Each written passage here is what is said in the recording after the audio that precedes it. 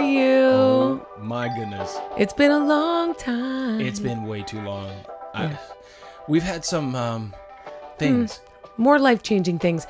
I was thinking, let's just get all these life-changing things out of the way in 2020. Oh my gosh. Why don't we just keep, adding this on top of that, on top of this and that, and then it can all be over with and we could go into 2021 skipping. Yeah, or something like that. I would love to skip, because right now I can't skip. No, you can't. But your heart can skip beats because you're alive. And 2 weeks ago, after a couple weeks of feeling a lot of dizziness, in fact, I've been sharing that for a few days before this happened, I had set alarms on my phone at random times every waking hour to just pray for healing in your body and for us to be able to focus and have wisdom to go to the correct doctor for dizziness. Like, because you call them and you're like, I'm dizzy. And they're like, do you have a fever? No. Do you have? So anyway, all that to say, I had been praying before I knew this actually was going to go down this way. Yeah, I figured, since 2020 was full of all kinds of surreal craziness, I just add a little extra drama to it, right? Right. So after you ate dinner, you came upstairs to just finish a virtual presentation you were putting together, and you called me on my phone downstairs, and I could hear in your voice you were trying to be calm. And as I ran up the stairs, I realized Brian can't breathe. And he's in incredible pain. Somehow we got you to the car. And while in the car, I was able to call the ambulance to meet me at a fire station that wasn't very far. Just minutes away. Because I realized, I don't know that I can get him to the hospital. I actually think I should get the 911 call though. Hi, this is Bethany. My name is Bethany Bomberger. My husband can't breathe. He's passing out. And then I'd stop and be like, in Jesus' name, you will live and not die. In Jesus' name, your heart is fine. In Jesus' name, you can breathe. Babe, you could do it. Just breathe. Just be calm. Can you get the EMT there? Where are we going to meet? I'm going to be on this road. Get there. Anyway. Meanwhile, I was blacking out. And I was... It was terrifying. And then it was EMTs, terrifying. which are phenomenal. The one turned to me and said, we don't know your husband's normal color. Is he pale right now? What is that even supposed to mean? I mean, I was like, he looks like a white man, and he doesn't typically. He looks like a white man, but he's not. He's a brown man. That's not his color. He can't breathe. Do something. Oh, they're so patient, because I kept yelling, do something, and they were all kind of like flustered. Well, does he have medical condition? No. What's going? I have no Other idea. than not being able to breathe. That was my current medical condition. The long story short is God is so good, and you had a blood clot in your leg that had traveled up through your heart and separated, and so now there's a blood clot in each one of your lungs at the moment. Although the Lord is healing those, and your body will dissolve those in Jesus' name. And after, I believe it was 3 EKGs and 1 ultrasound later, they really couldn't believe that your heart hadn't sustained damage from this. So we know that God was with you, and He continues to be with you. And the fact that you're even able to sit here and chat is pretty much a miracle, because I don't know, this is going to be a long road to recovery, and life is going to look really different. But I'm going to tell you this, there are times in your life where God is signaling you. I had a lot of signals. Now, what I do, because I travel so much and because I'm a designer, I have a very sedentary job. We have 4 kids. They keep us active, but unfortunately that didn't counteract all the immobility, just sitting at the computer and hours flying across the country. And thank God. Lots of flights. Thank God I wasn't flying that day. Yeah. Actually, because I hadn't been feeling well for several weeks, actually for several months, because I was going through some other issues not related to that.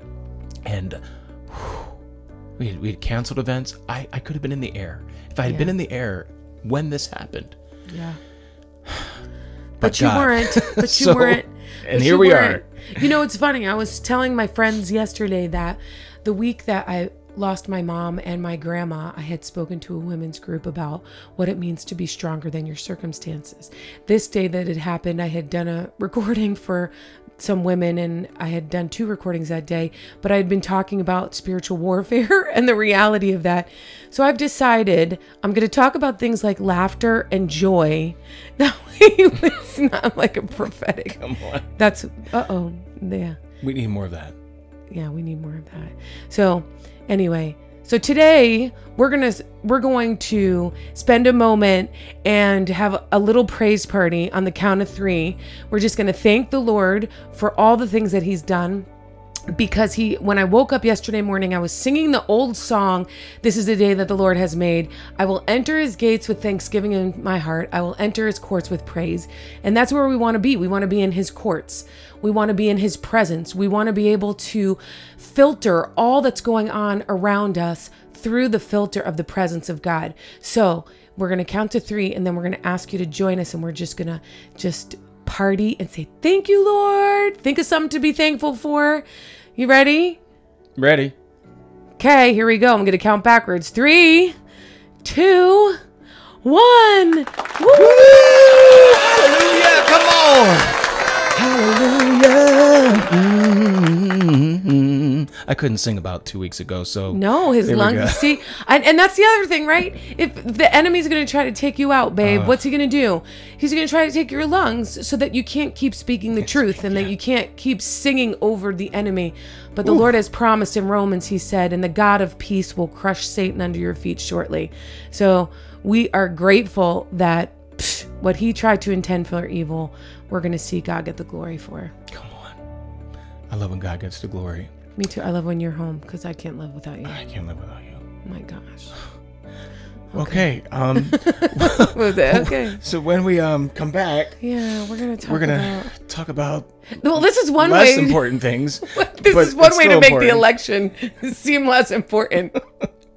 There's very few things that will actually feel, at least in my heart, more tumultuous than this election. Oh but yeah. So when we come back, we're going to talk about the top 5 differences between the Democratic and Republican Party platforms. Yeah. Just go to policy. That's all we got to do. Life has purpose. Life is beautiful. For example, us and you. Hi, my name is Aaliyah, and I'm pro-life because life matters. Hi, I'm Lily, and I'm pro-life because mom and babies matter. ProLifeKids.com. Oh, no extra little whatever? Oh, yeah.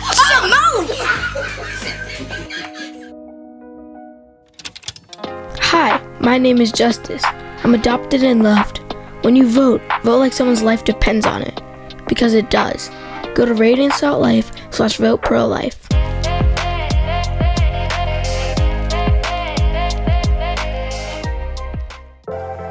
Listen, download, and subscribe to the Life Has Purpose podcast on Apple Podcasts, Spotify, Stitcher, Google Play, or SoundCloud. And you know what?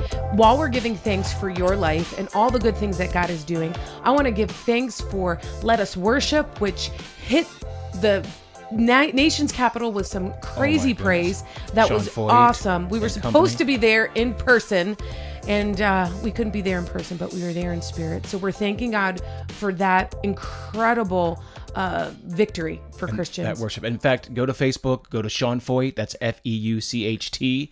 Look up Sean Foyt on Facebook and watch that. Phenomenal. I mean, That's hours phenomenal. and hours of just worship, of unified worship. It's such a beautiful reflection of what the body of Christ is supposed to be like. Mm-hmm. Just powerful. Yep. And then on top of that, and actually kind of related to that, just the day after that, I believe. Yes, the celebration of the confirmation of Justice Amy Coney Barrett to the Supreme Jesus. Court. Thank you, God. Of course, there are no definites, in this life. We understand that, but we know that she is a pro-life individual.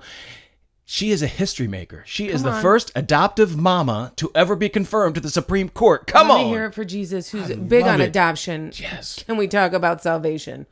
Not without adoption, we can't. Exactly. So he's big on that too. That's a big answer to prayer. There have been so many people praying in the things that are going on in our nation. And therefore, such a time as this, because this election is a big deal for our nation. And may the remnant continue to rise up. Right. Especially those who claim Christ as their savior. don't really have a lot of excuse when it comes to the decision between two candidates who have the biggest chasm between them. For someone to be undecided, for me, it's an issue of, well, what is your moral grounding? What are you rooted in? Because if you're actually debating between the two, I don't understand that. Well, because there's nothing similar in any way, shape, or form, except for the fact that both, well, actually one is a career politician and one is a businessman who is very much unlike most politicians. I think that what a lot of people have a hard time doing is separating the person from the policy. Right. And I'm not saying you just negate people's moral character, etc. But the reality is this isn't a reality show. We're not voting for who's got the best personality. We're not voting who's going to go to heaven after this. What we're voting for is what is their policy and what are they going to put forth. Right. And you hear a bunch of left-leaning evangelicals, including John Piper, used to have great respect for him. And then Phil Vischer, who really should probably stick to Veggie Tales instead of telling abortion tales. But the dismissiveness over this election, dismissiveness of undoing Roe v. Wade, for instance, Phil Vischer in that Holy Post podcast, where he's basically saying, oh, well, there are so many abortions before Roe v. Wade, and there are going to be so many abortions afterward. Well, you could use the same line with homicide. There are homicides that existed long before any homicide laws, and they're going to be homicides, and there are thousands. Right. That's not the reason. That's not a reason to not create fight law. You're right, and not to fight injustice. Right. But you have these, John Piper's latest, where he's talking about the moral flaws of President Donald Trump, and I don't argue with those moral flaws. But my question is, you give me a single politician who's not morally flawed, and then what's your threshold? Is there a certain number of sins? Is there a certain kind of sin? Because at what point do you say morally flawed? Where were these people when Barack Obama was in office? Right. Where were they talking about the one president, the most radically pro-abortion president in history, that for the first time spoke at a Planned Parenthood gala and said, God bless Planned Parenthood, the organization that kills over 340,000 human beings a year. There was nothing about that moral flaw that led them to say things like, well, don't vote for any particular candidate and certainly don't vote for Trump. So we're just going to take the two-party platforms. Okay? Yes. And before we do that, we're just going to play a little clip from Democrat Elijah Cummings, and he had a little revisionist history to say. Our Democratic Party that championed civil rights and voting rights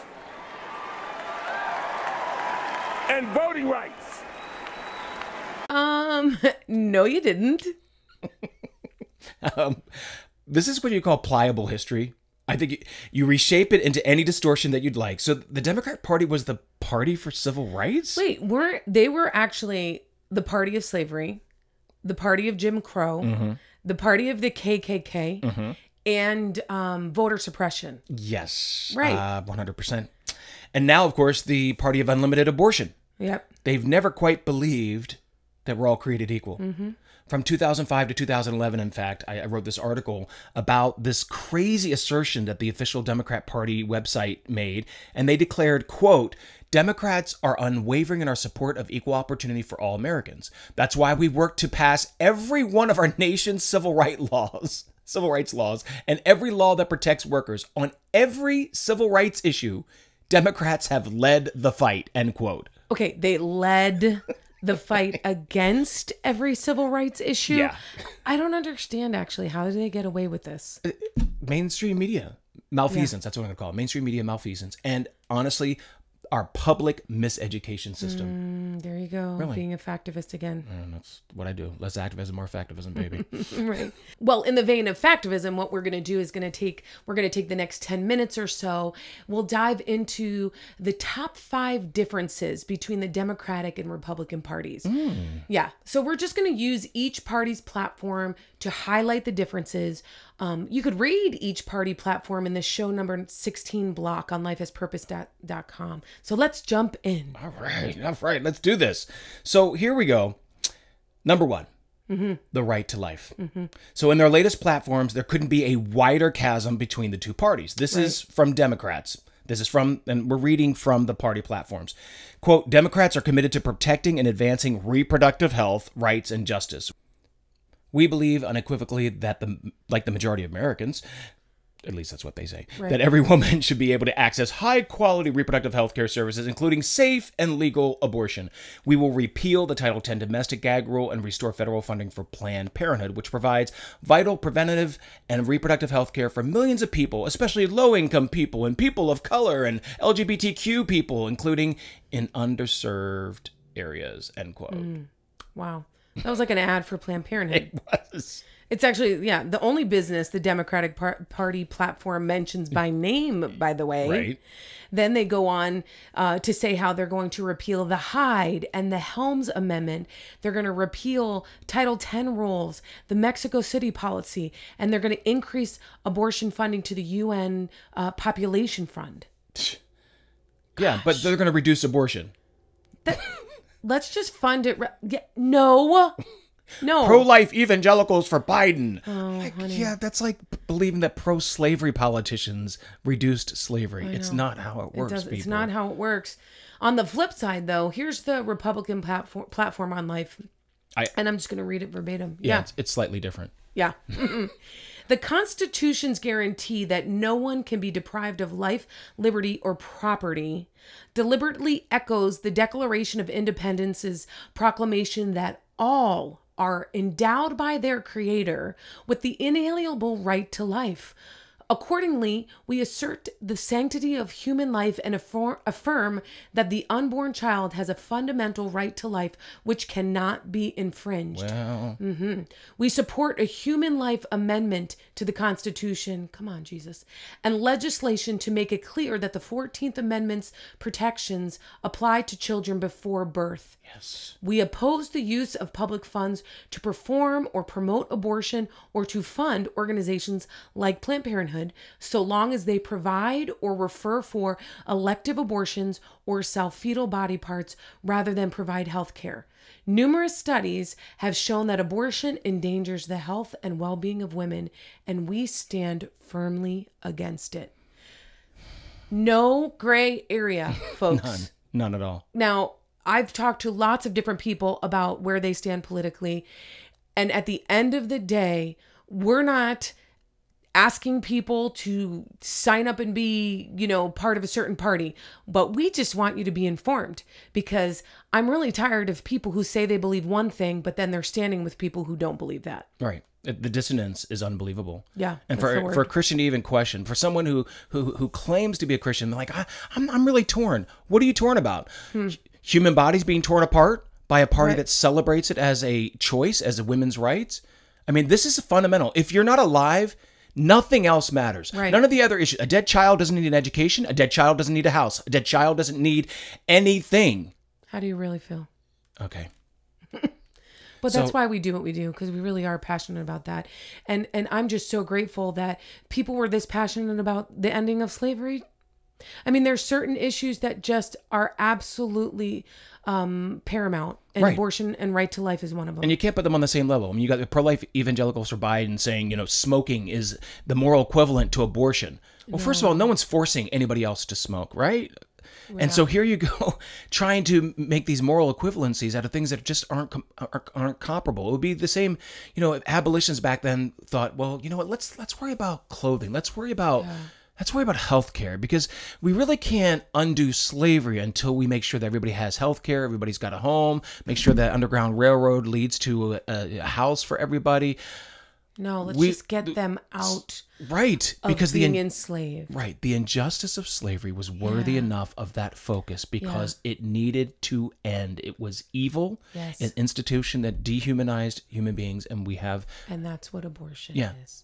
Same wrong, different century. Yeah. And so that's where we are. So now let's jump on to number 2. Okay.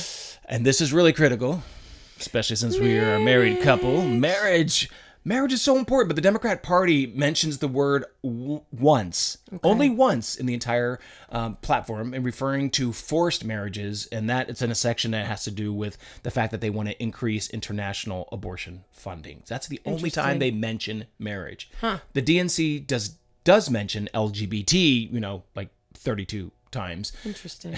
Twice as often as the Constitution is mentioned, by the way. So, yeah.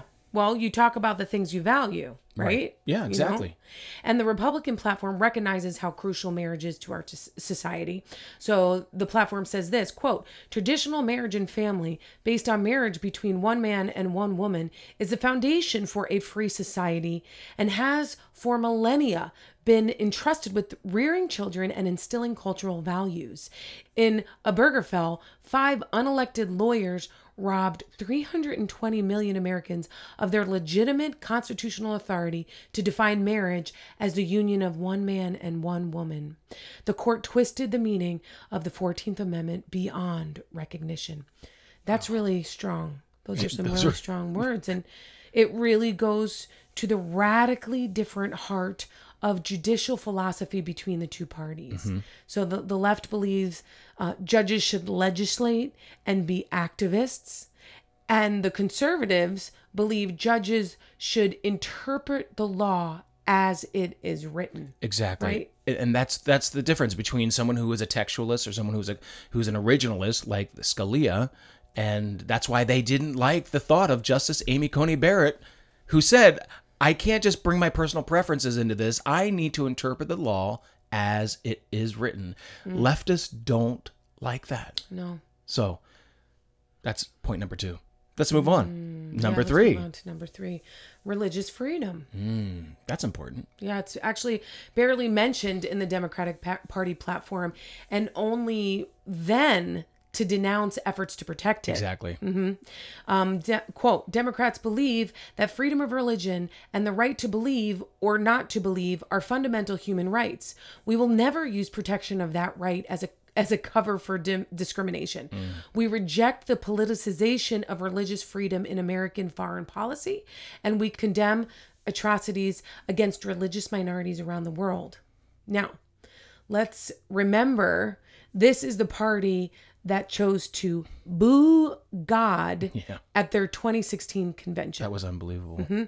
It's the party that randomly keeps dropping under God when DNC reps say the pledge. Right. And they constantly claim that, quote, religious rights don't trump LGBT rights. Which is the interesting thing. There's a First Amendment. We actually have constitutional rights. Yeah. And it's the first one listed. Religious freedom is the Right. first one listed. And there's a reason for that. Right. Because it is the foundation for all the freedoms that follow. Right. And yet... And it's interesting because how often are we making room, we as in conservatives, to be tolerant of certain religious beliefs? I think that as a whole, we could probably come off a lot stronger than we do. And meanwhile, the left isn't worrying about being tolerant or At making all. room for various religious beliefs. Exactly. We are the ones who They're are tolerant. redefining. I mean, that's been a hallmark of American life and American freedom, is the tolerance. That's why you can have people from so many different religions who flock to this amazing country. Yeah. Because there is religious freedom. This is not Saudi Arabia. Right. This is not Iran. This is not Russia. We have religious freedom here, and this is something that we value. So whether I'm a Christian or whether someone's a Mormon or whether someone's a Muslim, this is a value that is a cornerstone. So this is crucial because we have coming up with the Supreme Court a very vital case. Is called Fulton versus the City of Philadelphia. And this is where the High Court is being asked whether a faith-based adoption agency can be shut out of city or state contracts for placing children only in married 2-parent homes. That's with the mother and a father. And that's what happened with Catholic Charities in the city of Philadelphia. They were shut out of this because they would not place with same-sex couples because it violated their religious beliefs. So the ACLU, Lambda Legal, and the Democrat Party leadership, they want to shut down faith-based child welfare organizations that won't change their religious beliefs to bow to LGBT activism. Right. And who ends up being helped there? The child? No. Closing down faith-based adoption agencies only hurts kids who need a forever family.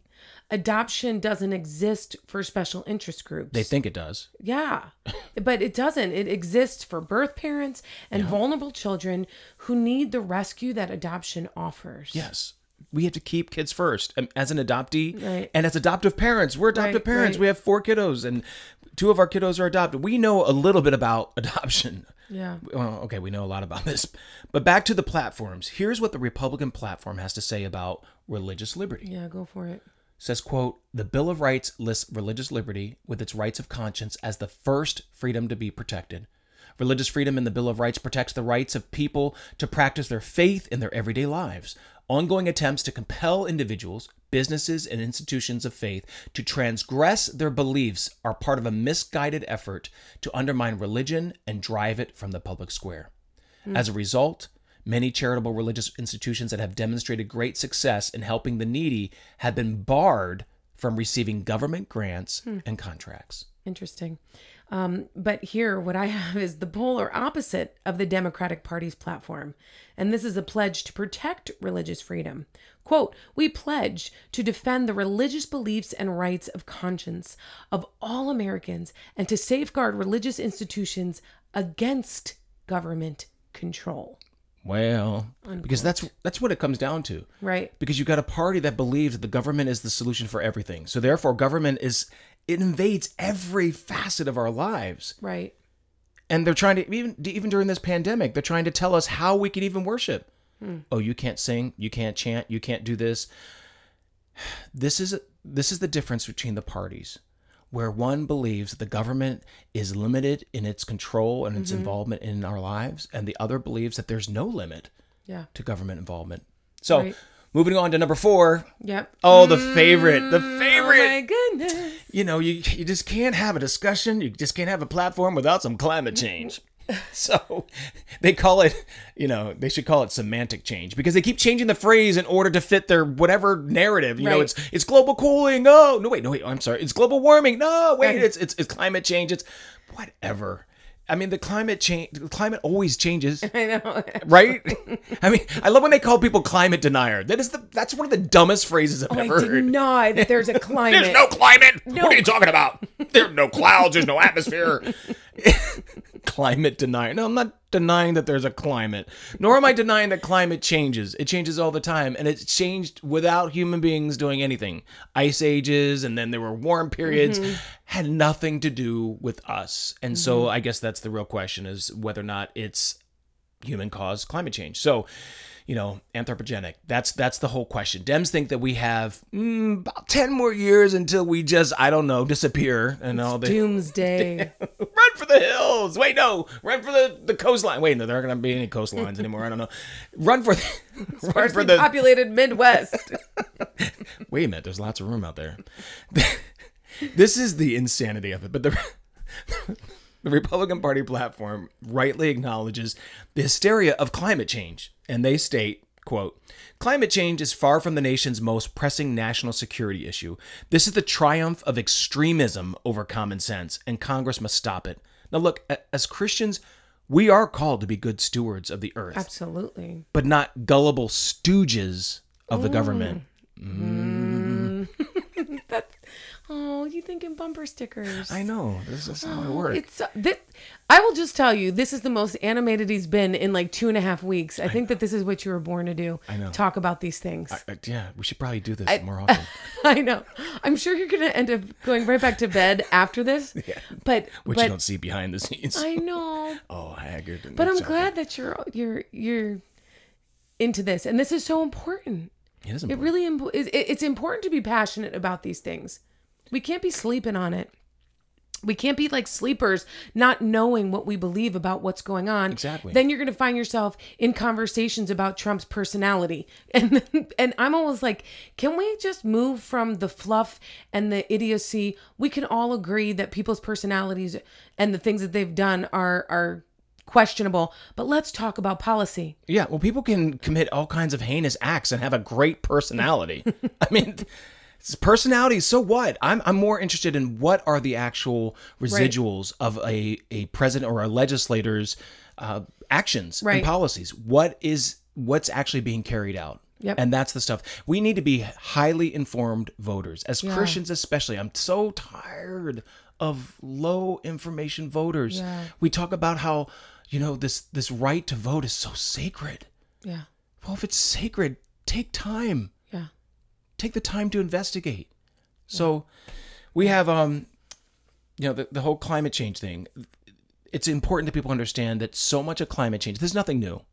It's been for over a century, starting with Reverend Thomas Robert Malthus, who said that the world would be standing room only, over a century ago. Of course, that was wrong. Yeah. But it's all rooted in eugenics. Right. It's crazy to think that the entire basis of climate change is rooted in eugenics. Yeah. I don't know if you remember what fake feminist and Democrat darling Gloria Steinem said about climate change. Mm-hmm. She had said, what causes climate deprivation is population. Us. Mm-hmm. If we had not been systemically forcing women to have children for over the 500 years of patriarchy, we wouldn't have the climate problems that we have now. Okay. Hey, mama. Hey, woman. More babies. Now, me speak. You listen. Patriarch. You patriarch, you. But you know what, Gloria? That's not how it works. It's not how it works. Oh my gosh. I mean, this is what happens when, first of all, since it's rooted in a pseudoscience, which is eugenics, of course they're going to say any crazy thing they want to, and they never have to back it up. I've actually heard you in debates, like when people bring up population control, how do you answer population control? Like questions when people say, well, we are overpopulated. Well, that's a myth that we're overpopulated. We could all fit in the land mass of Alaska and still have plenty of room left over. Every person on the planet. So every person on the planet could fit in their own little area in one state of Alaska. Yeah. So before we start buying into the fact that there's overpopulation, is the population growing? Yes. Yeah. But can the globe handle it? Yes. Yes. And our means of production and our means of providing food, and that continues to increase. There's a great website, pop.org, that actually deals with all the overpopulation myths, pop.org. Check that one out.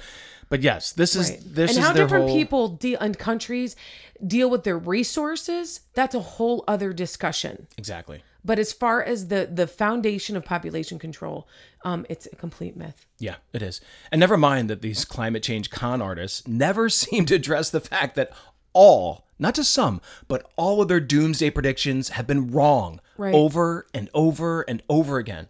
I mean, it's really ridiculous. There's a great article that I came across a while back. It's from the Competitive Enterprise Institute, and they've put together 50 years of failed radical environmentalist predictions. Mm-hmm. And so we'll link to it in the show 16 block at lifeispurpose.com. But you have to check out this list. I mean, they never want to, Paul Ehrlich and the population bomb, they never want to address the fact that, oh, you guys were so wrong and so off. England is still here, Paul Ehrlich. I mean, he talked about massive starvations of hundreds and hundreds of millions of people across the globe. None of that has materialized, but it doesn't matter because they just keep with the next doomsday prediction and the next, and under the false banner of science. Of science, right. So it's the same party that claims it's all about science, yet it denies the scientific fact that human life begins at conception. Isn't that crazy? Right. That's a basic scientific fact. Right. And it claims to, quote, follow the science with climate change. But the present science, like all of the models and predictions in scientific journals over the last century, have been wrong. And the Democrat Party never, one for hyperbole, of course. No. Says climate change is an existential threat. Well, here's California Governor Jerry Brown comparing climate change to boom, boom, boom, the Holocaust. I would point to the fact that it took Roosevelt many, many years to get America willing to go into World War II and fight the Nazis. Well, we have an enemy, though different, but perhaps very much devastating in a similar way, and we got to fight climate change, and the president's got to lead on that. So the former governor of California is comparing climate change with what actually wiped out millions upon millions of people. But, this is nothing new. Did you catch the ridiculous irony recently with radically pro-abortion Senator Chuck Schumer, Democrat, of course, who went hysterical on the Senate floor when he was opposing the confirmation of Justice Amy Coney Barrett? And he said these words. Oh, my word. I mean, really, I don't even believe they believe what they're saying. It's so ridiculous. He said this. on the Senate floor, quote, generations yet unborn will suffer the consequence of this nomination as the globe gets warmer, as workers continue to fall behind, as unlimited dark money floods our politics, as reactionary state legislatures curtail a woman's right to choose, and then blah, blah, blah, blah, blah. He goes on and on. But I love how climate change extremists always couple it with abortion. Always. Sorry, Senator Schumer. Generations yet unborn suffer from being aborted, being killed by the millions. And really, when did the Democrat Party care about the unborn? I know. When I can't even believe he actually knew that word. He used the word unborn. Yeah. The irony. Which they always talk about, how pro-lifers never talk about and never do anything after they're born, after the babies are born. But which is a total farce. Flip side, can we speak truth here and say, well, hey, you never talk about, well, unless it fits your narrative, which it did at that moment. Right. But other than that, you don't want to talk about the humanity of the unborn. Yeah, exactly. For anybody who says that, and especially a Christian who tries to say, pro-lifers don't care about people after they're born, we are the ones who care. I mean, that's the type of person, first of all, that was born and escaped the violence of abortion. That's the type of person who apparently has never stepped inside of one of our nation's 2,700 pregnancy centers. Right, which we need to do a show just on pregnancy care centers. Oh, we will. Because honestly, you should find one where you are and just go visit. Just go say, hey, can we stop by? Can we see what you guys are doing? Exactly. Because they are champions. They are champions. And so someone who's ever worked or volunteered inside a pregnancy center, they would never say pro-lifers don't care about people after they're born. Obviously, someone who says that whole bumper sticker mantra has never visited a maternity home, has never been inside an adoption agency, has never walked through an adoption process, has never heard of the Catholic Church. Which really has championed what it means to be pro-life and to walk that out. From beginning to end. I mean, the Catholic Church globally is the largest institution that carries out and fills the need of those who are broken, those who are poor. I mean, worldwide. And then you've got, pro-life organizations like Samaritan's Purse and Operation Blessing, Little Sisters of the Poor, and Both Hands, and the list goes on and on. One of the amazing projects that we visited was called the Jericho Project. These are pro-life organizations that care about people after they're born. You're talking about billions of dollars worth of this care. Yeah. So for someone to say that, it's easy to say it on social media because you get affirmed. Yeah. Because it doesn't require any action or any facts to post something like that. Life has purpose. Pro-slavery politicians never reduced slavery. Pro-abortion politicians never reduce abortion. Hashtag common sense. Go to radiance.life/vote pro-life.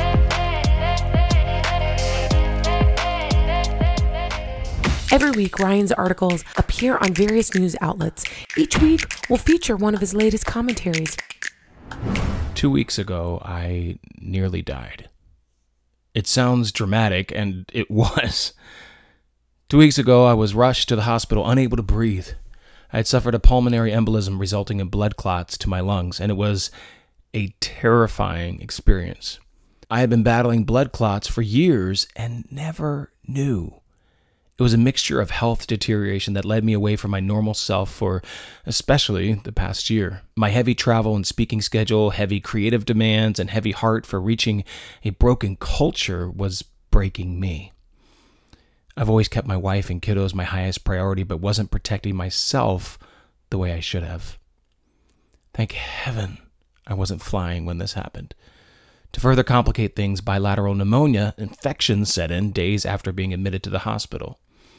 But the prayers and encouraging messages and all kinds of support poured in from all across the country. My wife, Bethany, and I are so grateful, so incredibly grateful for all the love. There's nothing like nearly losing your life to be reminded about how precious every single person you love is, especially family. After a week's worth of intense IV antibiotics and antiviral treatments and, quote, remarkable progress, unquote, as exclaimed by the physicians and other staff, I finally returned home. It will be a long journey of recovery, but we're praying and believing for a God detour to complete healing. It's easy to be overwhelmed right now by my fragile state, but I'm looking forward to being overwhelmed by what God will do through all of this. In the meantime, we've had to cancel all of my in-person speaking events for the rest of the year. All virtual events are still in place, and Bethany's events were already moved to virtual due to the pandemic. But if you're so moved, you are welcome to help support us personally as we navigate through exorbitant medical costs and drastic loss of income through a GoFundMe link in this article. The link will be given at the end of this commentary.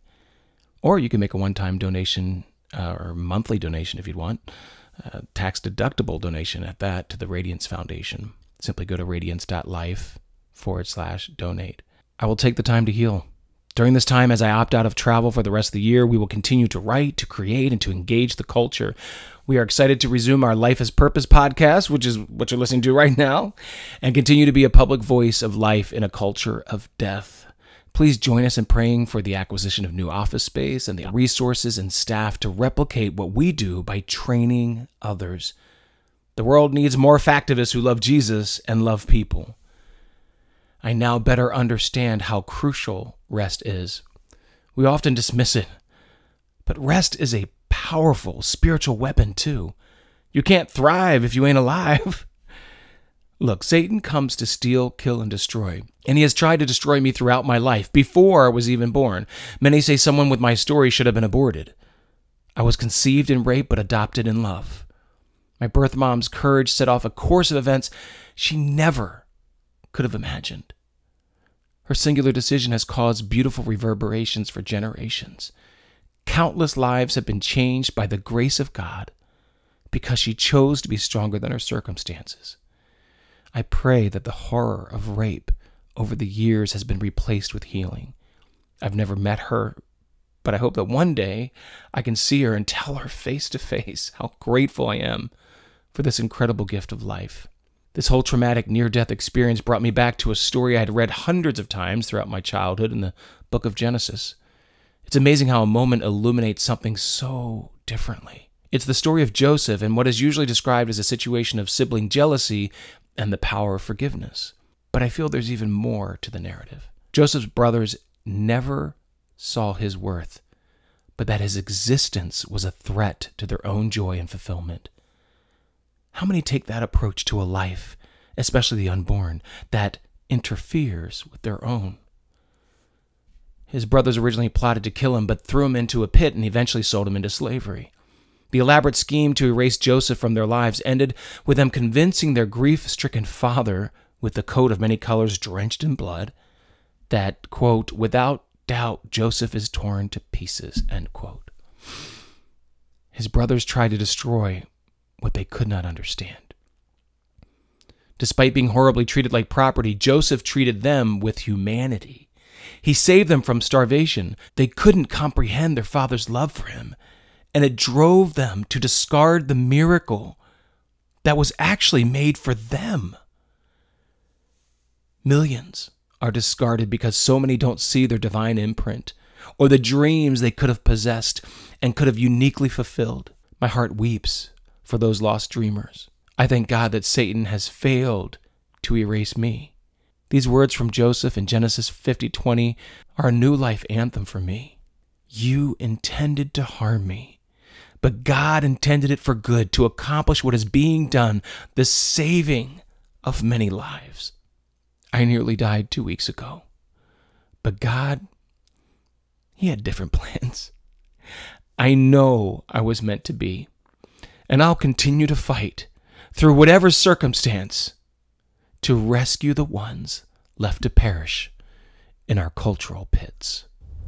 I'm Ryan Bomberger, and you can find this commentary at radiance.life/nearly died. For more op-eds, go to radiance.life/news.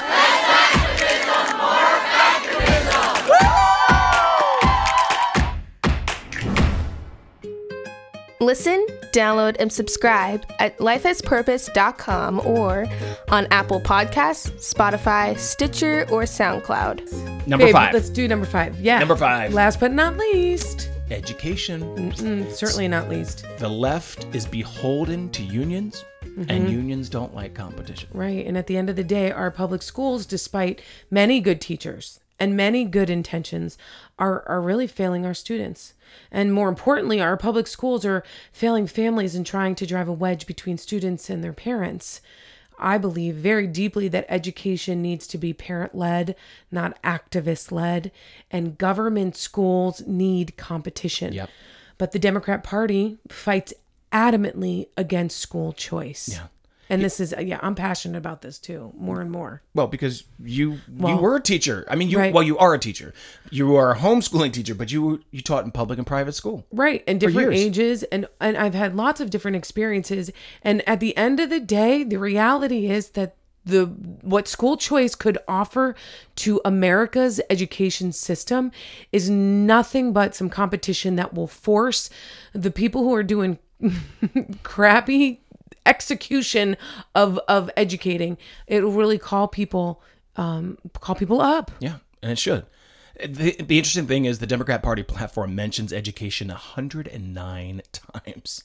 Wow. 109 times. I didn't know that. But they don't ever mention educational or school choice one time.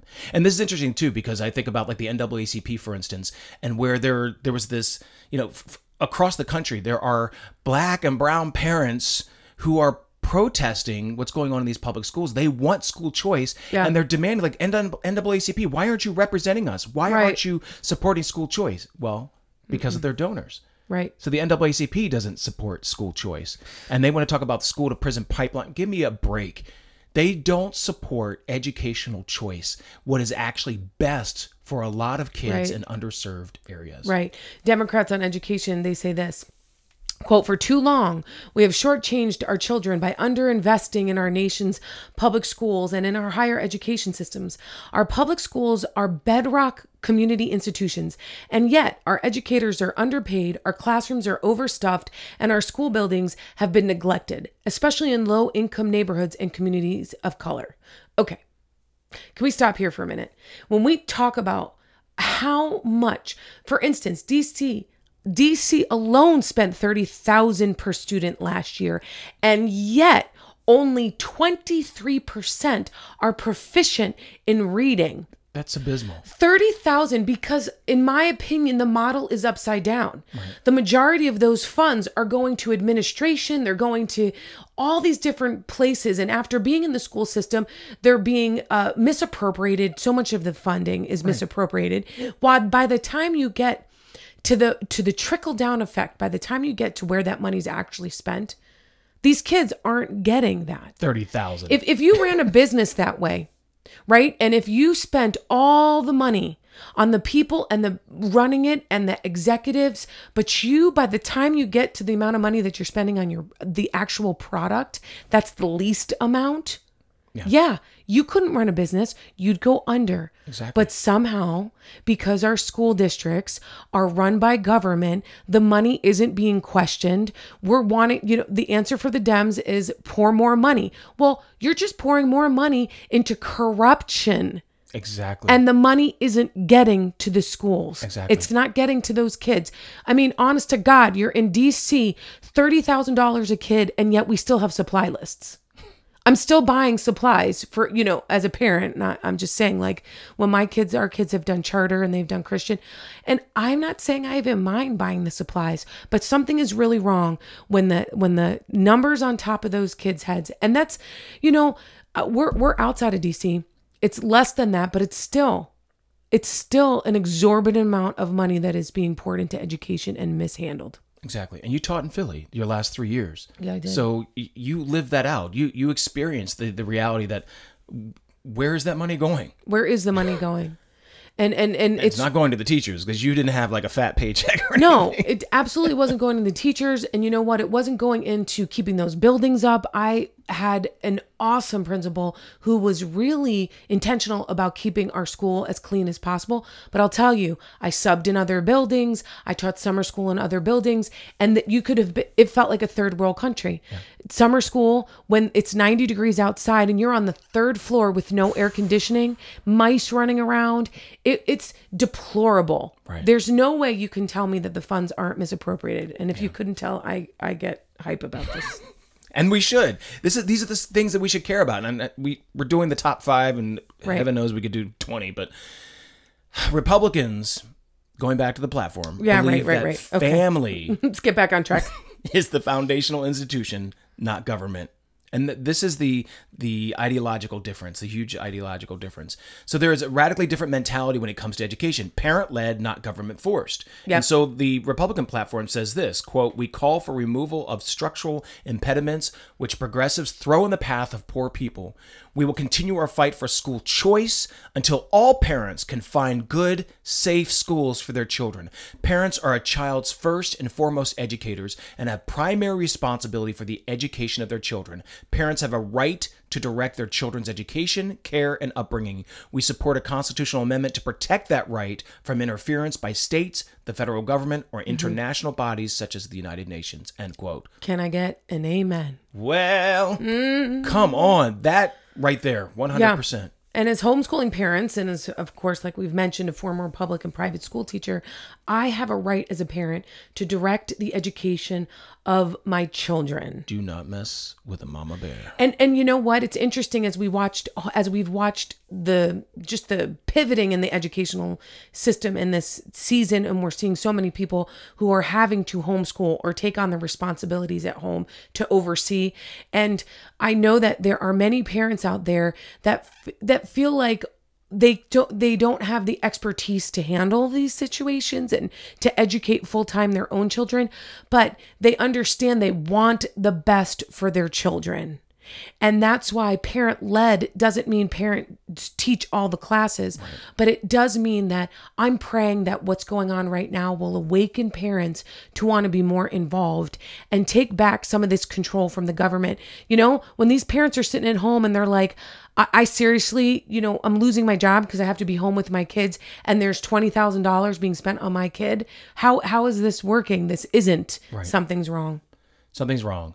And here's the crux of the problem. Government is not the solution to everything. It's not our government salvation. Causes a lot of these issues to begin with, and the government is not the solution. Sometimes we are that solution. Come on. And so we have to have a different framework. We have one party that believes the government can solve everything, and another party that believes the government should be limited. Right. And so there are some things that the government does and does well, but those are very few things. And when it comes to education, especially, it's one thing that should never be a hands-off. And that's kind of what the government-run school system wants. They want parents out of the picture. Yeah. They want to drive a wedge between student and parent, and that cannot be. Right. So these are the top 5. There are more. There are a lot more. I mean, the important thing is that we as voters are well-informed voters. Right. Right. We have 2 political parties, right? They have radically different approaches to the issues that our society faces. And like you said, we cannot be uninformed. There are some great resources to know more about the candidates and the issues. So if you go to ballotpedia.com, I'm going to spell that BALLOTPEDIA, ballotpedia.com, you will find some really rich information and there's some great resources there. Yes, lots of it. Or you can go to ivoterguide.com. That's the letter I, voterguide.com. It allows you to select your state. You can see your ballot. It gives you all kinds of information about registering to vote, which, yes, you can still register to vote in some states. Some states actually let you register the day you vote. Up till the day up to election day. Yes, really? On election day. But you have to check and see what your state allows. But ivoterguide.com provides all kinds of election-related info. So... Yes. So folks, go vote. Go vote. Go vote. And listen, go vote pro-life. Bam. Be a voice for those that don't have one. Be a voice that is going to vote for the life of a child, a human that in years to come without your vote might not have that opportunity. Seriously, vote. Whatever may come your way, no matter what people say. Life has purpose. Sometimes it's hard to see that you have a destiny. Your life has purpose. Hey, we'd love to know what you think of the podcast. Go to lifehaspurpose.com and give us your feedback. You can also listen and download our show on Apple Podcasts, Spotify, Stitcher, Google Play, or SoundCloud. Remember, whatever may come your way, and no matter what people say, your life has purpose.